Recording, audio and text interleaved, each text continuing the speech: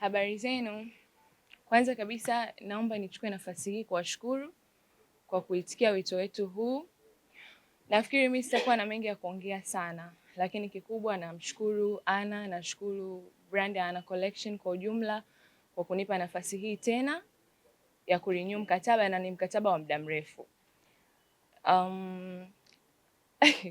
Sitakuwa na mengi ya kuongea. Naomba tu nimkaribishe meneja wangu mpya Bwana Stanley, kwa hiyo yeye ataongea kwa niaba yangu.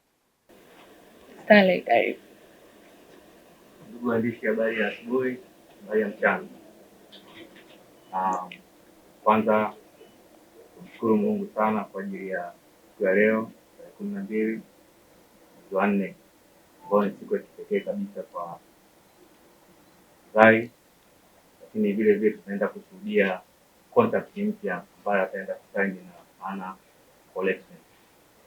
Kwa niaba ya management nzima ya Zailisa, tunapenda kushukuru uongozi wa Ana Collection pamoja na AFA kwa kuendelea kutuamini na kumwamini Zai kama brand ambassador ambaye kwa mwaka jana 2024 tumeweza kufanya kazi kwa mafanikio makubwa sana. Kwa hiyo ambayo imekuwa ni chachu ya uongozi wa kampuni nzima ya Ana Collection pamoja na AFA kuamua kuturudisha tena kama ambassador wao kwa mwaka 2025. Kwa hiyo tunapenda kuwakaribisha wadau wote wa fashion, lakini brandi zingine tofauti tofauti ambazo watawiwa au wanawishi kufanya kazi na sisi. Tunakaribisha sana na mambo kwa wazi kumtumia Zailisa kama brand manager au brand ambassador katika product zao. Napenda kuchukua nafasi hii kuwashukuru ndugu wanahabari kwa kufika kwa wingi, na umuhimu wenu ni kubwa sana katika kupeleka